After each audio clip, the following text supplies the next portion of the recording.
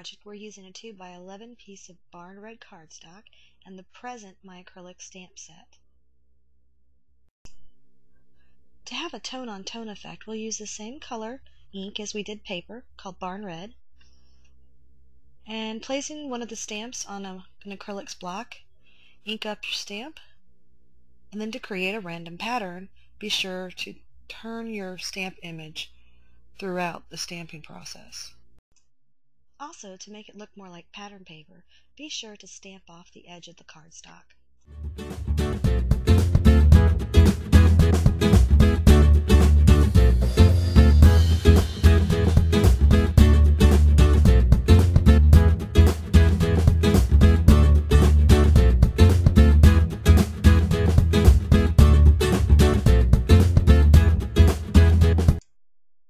Use the edges of your stamp to fill in empty spaces along the edge of your cardstock. Okay, and close up my ink pad here so it doesn't dry out. And here you go, my random stamp strip of cardstock. Now we're just going to use a paper trimmer. You can either use one with a scoring blade, or in this case I'm going to be using an embossing stylus. You can also use something like a score pal or a scoreboard like by Martha Stewart.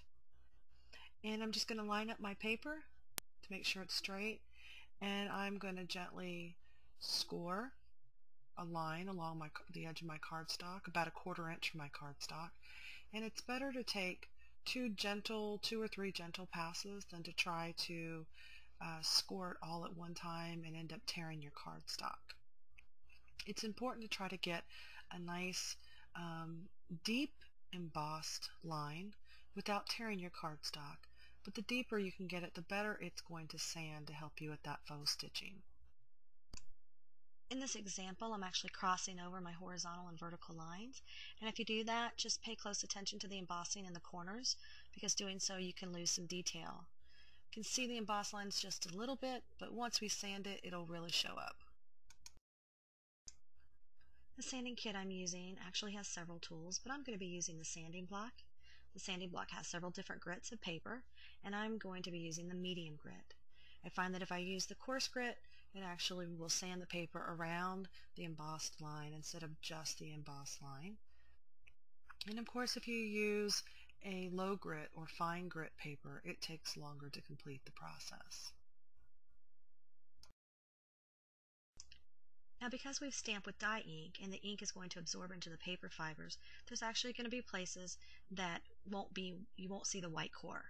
Just like here, there's a leaf, and you can either go over that with a white pen or just use this process with pattern paper.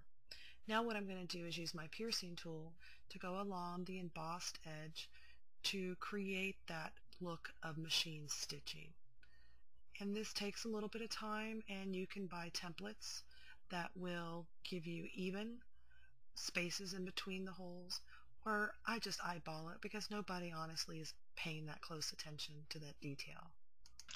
However, if you notice it and it bothers you, certainly use a template or even break out your sewing machine if you have one to do real stitching. Okay, there you can see, got it done there. And I created 2 strips just like this to put on my beautiful day layout. And it was the perfect touch. I really loved the look of faux stitching, and I hope you enjoyed. See you next time.